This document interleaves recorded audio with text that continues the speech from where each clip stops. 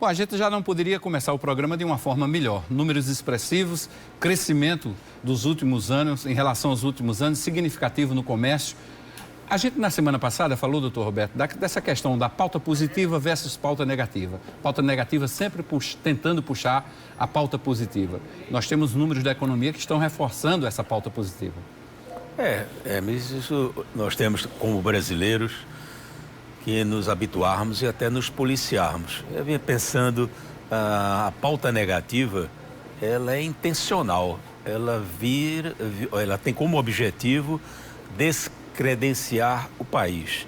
Eu acho que nós vivemos num país fantástico, acho que nós vivemos num país que tem dado demonstrações ao mundo do seu gigantismo e, a exemplo, nós hoje estamos... Desde ontem, aliás, nós estamos recebendo o mundo em nosso país. Nós estamos recebendo o mandatário maior da Rússia.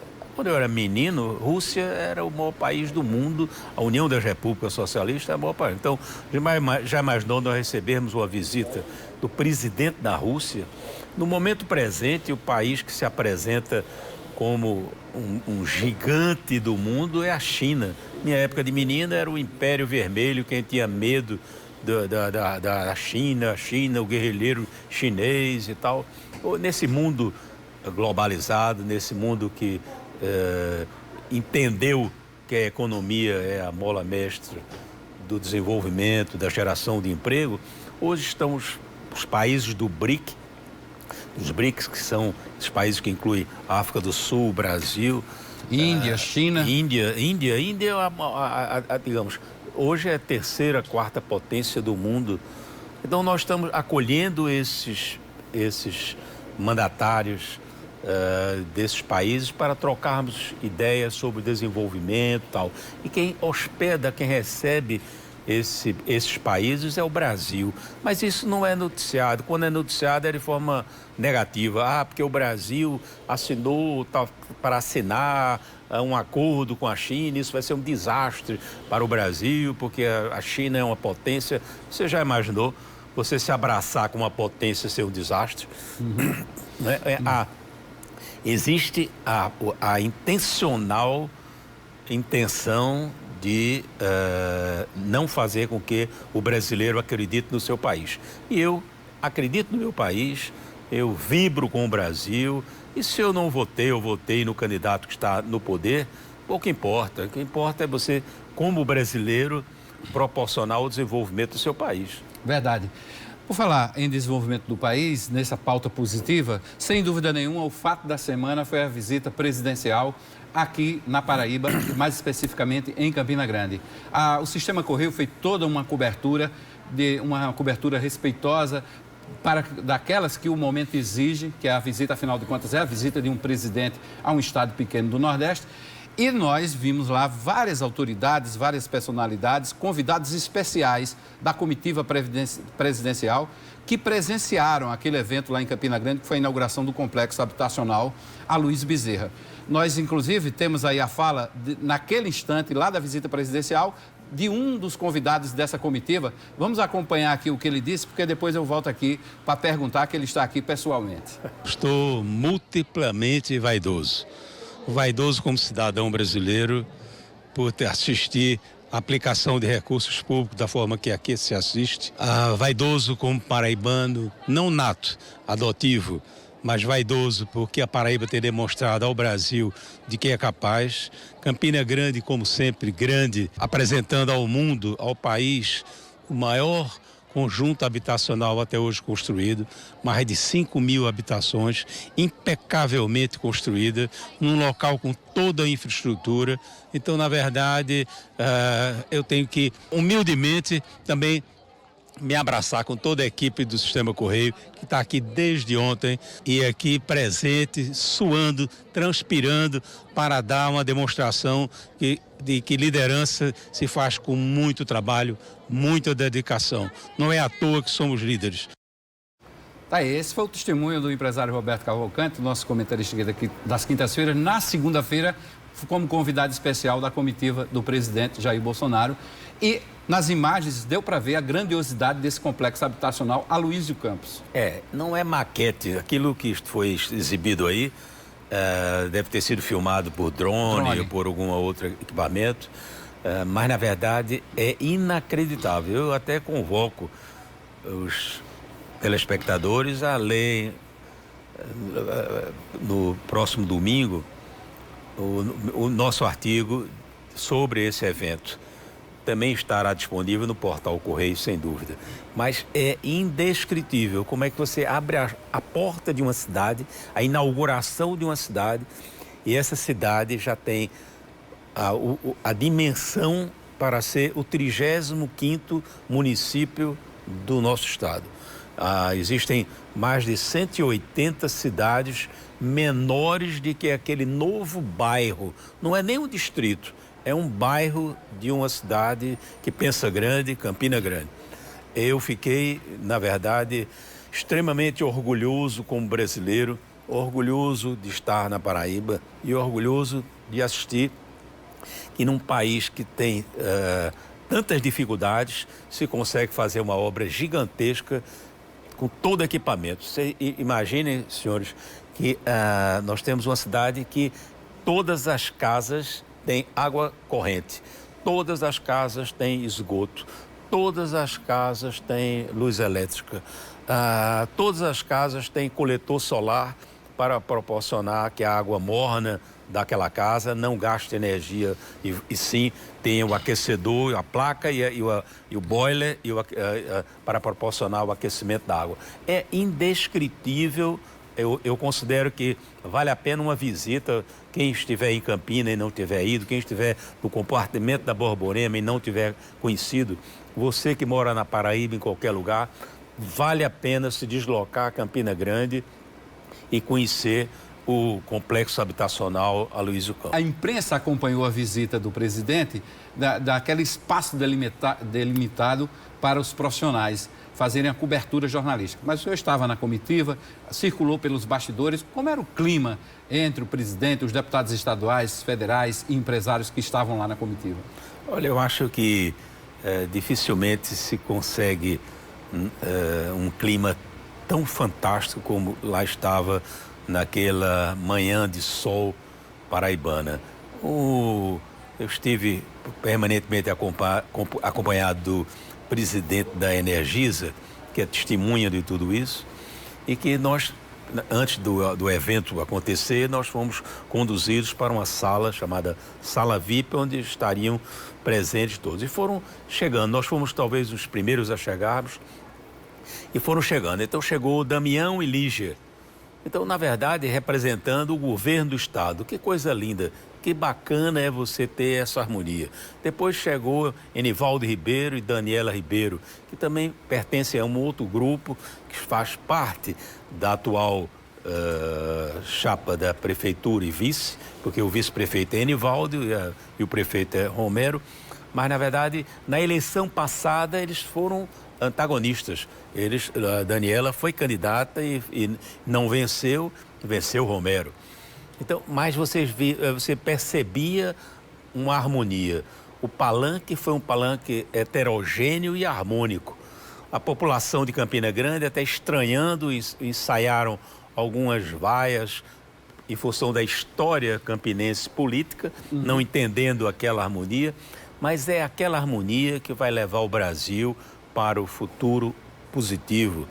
Assisti uma cena também que foi emblemática, a chegada um pouquinho retardada do ex-senador e ex-governador Cássio Cunha Lima, na qual eu mesmo me surpreendi, pensei que era um tumulto.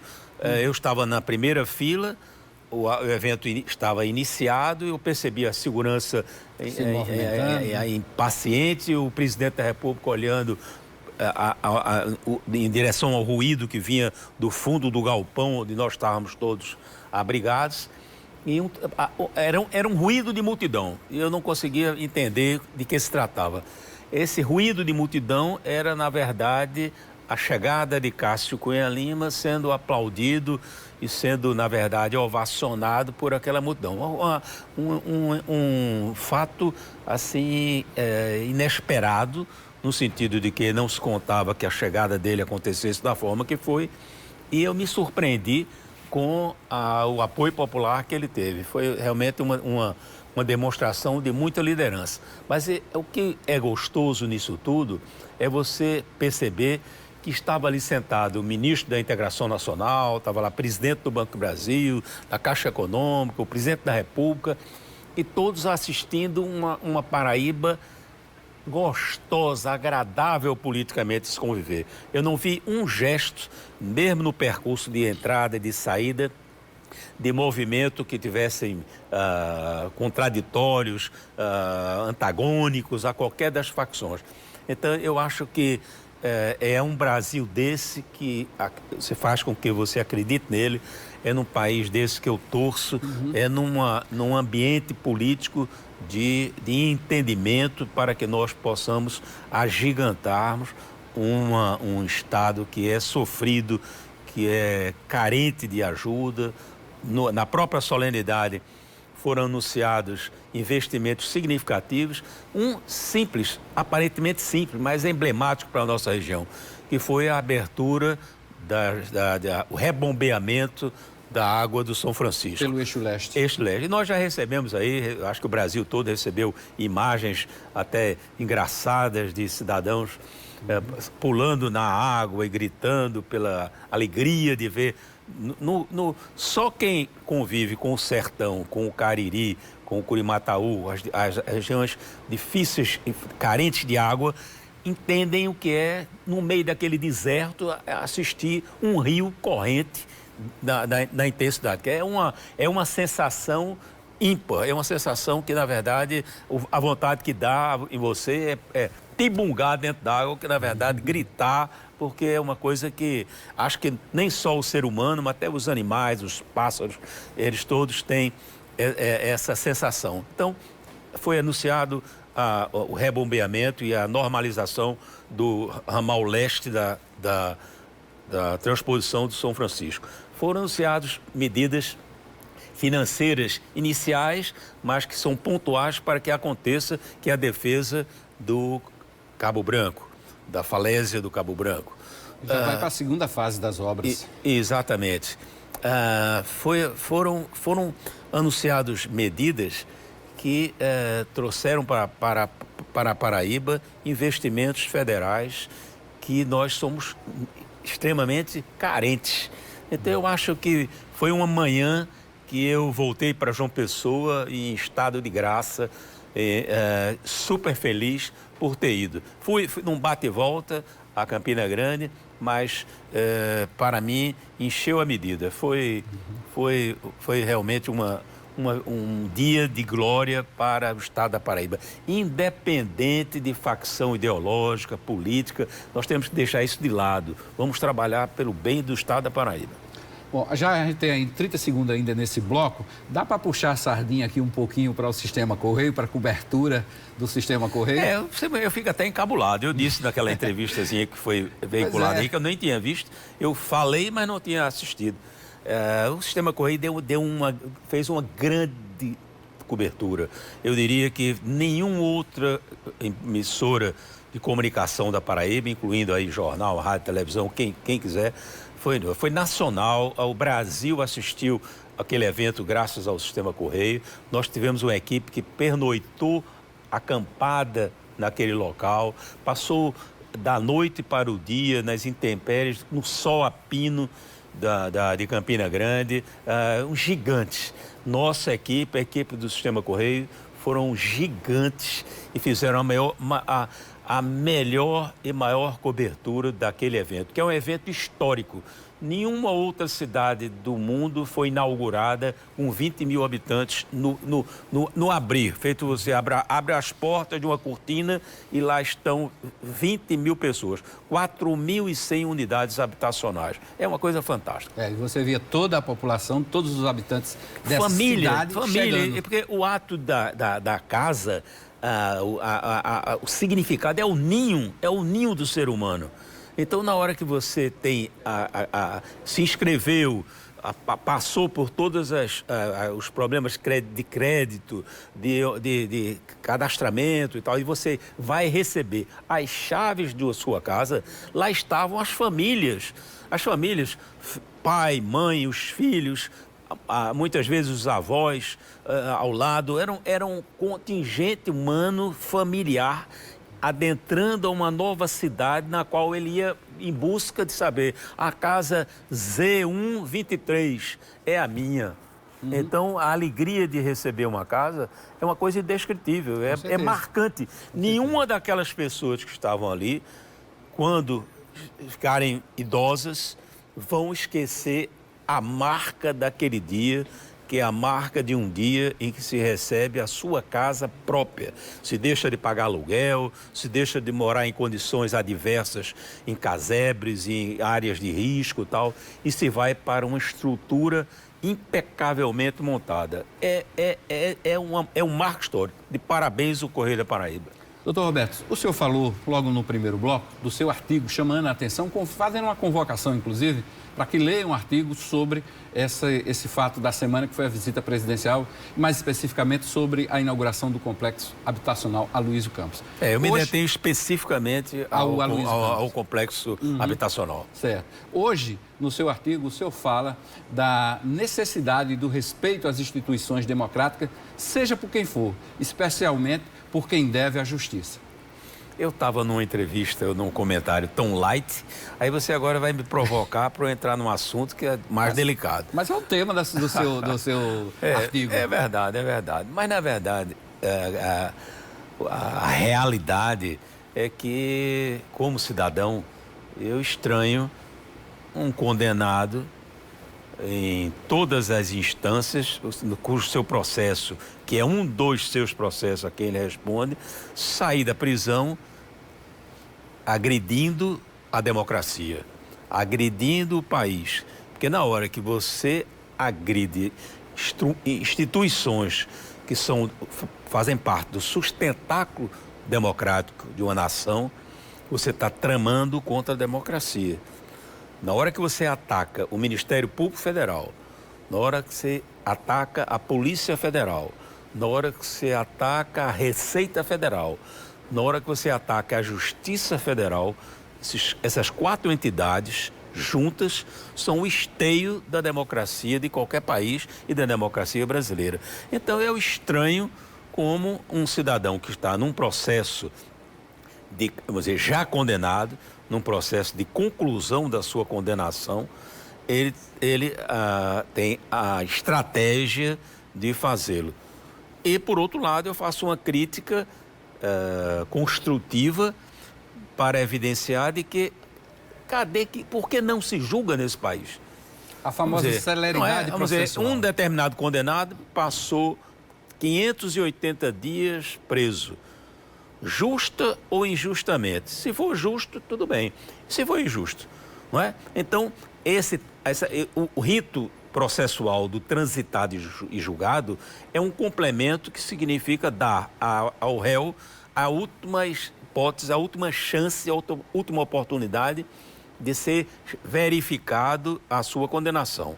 Só que nos tribunais superiores é para verificar se houve algum equívoco, algum erro na sequência jurídica e não ao mérito, se roubou, se não roubou, se roubou muito, se roubou pouco. Isso já está encerrado. Isso já está considerado que o crime aconteceu. É só o detalhe se os procedimentos foram todos complementados.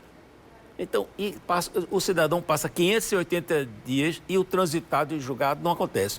Nós tivemos 8.000 e alguma coisa de condenados que estavam presos e que foram liberados ou estão em processo de liberação, porque quem tem advogado mais competente não tem advogado, sofre a velocidade dessa soltura são em dias e etapas diferentes, mas eles tiveram também vários e vários meses, vários e vários anos aguardando o transitado e julgado. Será que não se julga?